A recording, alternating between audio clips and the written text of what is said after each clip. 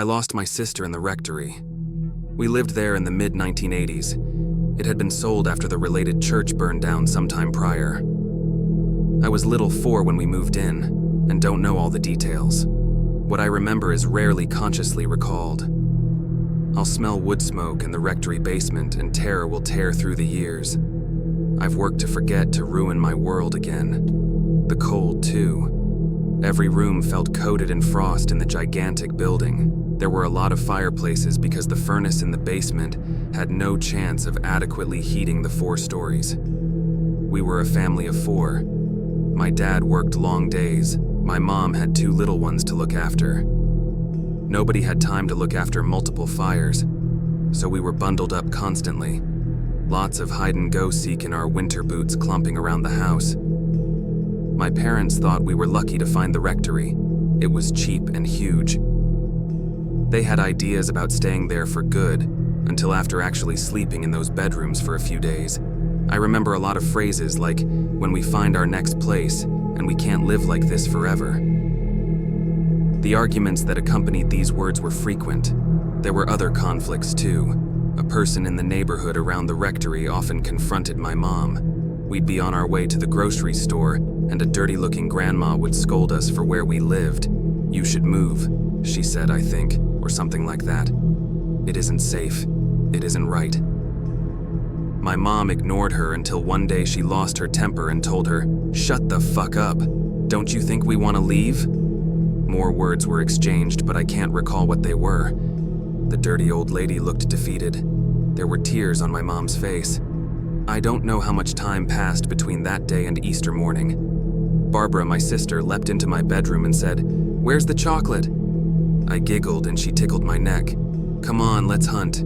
She was going to be 6 in 2 weeks. The sun hadn't come up and our parents were asleep. Armed with baskets left at the top of the stairs, we followed a trail of foil-wrapped chocolates. I squealed with each new find. There seemed to be no end. Our rooms were on the top floor. We hesitated at the open basement doorway. It had always been shut. I don't believe we'd ever been down there before. A white egg sat in the darkness on the first landing. As I moved to retrieve it, Barbara grabbed my arm. "Wait," she hissed. She looked worried. "What?" I asked. I wanted more chocolate. There was chocolate. What was her problem? Let me go first. I think Barbara sensed something amiss, but couldn't understand or express what exactly. Becoming more cautious, protective, was the solution. The path continued into the gloom of a severely unfinished basement.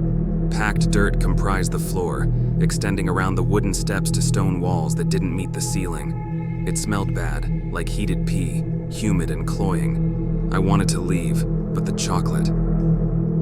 The trail snaked around a wooden post into a large shadow cast by the stairs. I started collecting because Barbara had stopped.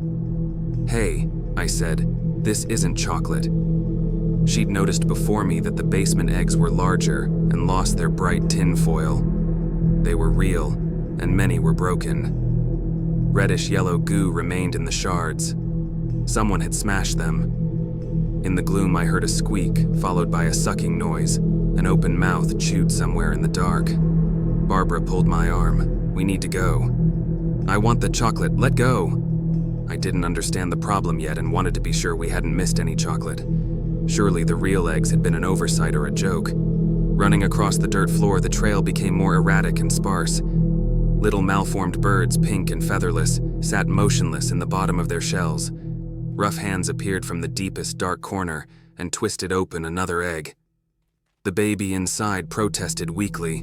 One hand placed it down in the row, while another retracted to a chorus of sloppy licking sounds. A silence more disturbing followed, and my underdeveloped survival instinct failed to get me out of there. "Hello?" I asked. Here is where images conflate, the way they always do when thinking back on distant memories. I thought it might be the Easter Bunny, and because of this idea, what I saw, I think, became mingled forever with the frightening reality. She came out of the shadows, almost on her hands and knees, clawing the air and catching the sleeve of my pajamas. A strangled cry caught in my throat. I went limp. The moment remains an eternal trauma played out in my recurring nightmares and idle daydreams, an invading few seconds that changed everything for the worse. It was the old woman that always shouted at us, yet it was not. Her hair stuck out in greasy clumps that unfortunately slightly resembled large ears. With her free hand, she nibbled at the top half of the eggshell and licked the goo that dribbled down her filthy chin. "Almost time for the babies," she said. "You should have moved." Barbara slammed all of her 6-year-old body into the crone. They tumbled together into the shadows. My sister screamed and kept screaming, an anguish comparable to burning. The old lady kept whispering to her and laughing. I started crying. Our parents charged down the steps, but it was too late. They only found Barbara and I and no sign of the intruder besides the broken eggs. "What's going on? What's happening?" My mother screeched. She grasped my shoulders. "It was the Easter Bunny," I said, apparently. At least, that's what my parents told me years later. They tried to turn it into a humorous recollection, but it didn't work because the fear of that woman and where she'd gone never left. Plus, it simply wasn't funny to watch Barbara disappear into her own head each time they brought it up, every Easter that went by, and soon, each morning she woke up. No more would she leap into my room on any holiday to wake me up for a holiday hunt. No early presents or chocolate or pre-dawn Halloween candy the first day of November. Barbara began to avoid me altogether until the natural worries of adulthood drove us to opposite sides of Bridal Veil Lake.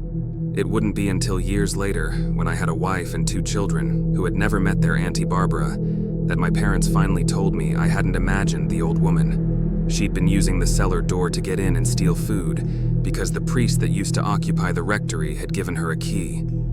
There actually had been other food scraps around her, but a kind of confirmation bias only burned the shattered eggs into memory.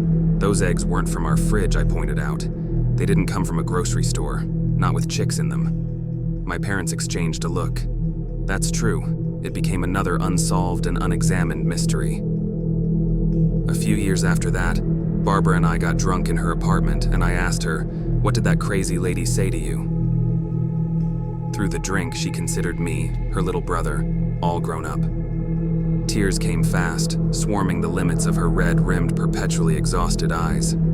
She said, "You'll kill him someday. It'll be you. He won't see you coming, or the hatred growing up with you and the question, why didn't he run that Easter? You would have been saved if only he'd been smart enough to run." I asked her if she could seriously blame me, practically a baby at the time. "You took us down there." She cried some more. I know, it doesn't make any sense, but I'm afraid." "Why?" I'd already grabbed my coat. "Because she was right. She's right about the hatred. It's been there ever since." And if she was right about that, I grabbed my coat. "You don't know everything," she shrieked as she stood up and pulled the collar of her t-shirt aside, revealing 2 rows of inverted scars. That crazy woman had bitten and taken a chunk out of Barbara. I didn't know. I don't remember blood or a wound or hospitals. She never mentioned being bit. Of course, we never really talked about the incident at all. "That's right," she said. "You were more interested in chocolate. You were stuffing your face while Mom and Dad looked after me. I was 4, Barb. I know, I'm sorry. I still hate you." Anger and sadness sought dominance in her expression. The first emotion seemed to win out as her empathy departed. "I think I'd better go," I said. She didn't say goodbye. I was afraid she might do it as I walked away. My back turned. I plan to never see Barbara again. If I do, the thought of what's to come, what she's about to do, will be there. My sister is here to kill me. Barbara has come to finally get revenge on her little baby brother. Last Sunday, I saw an Easter egg my kids had neglected on the basement landing, and it brought this all back.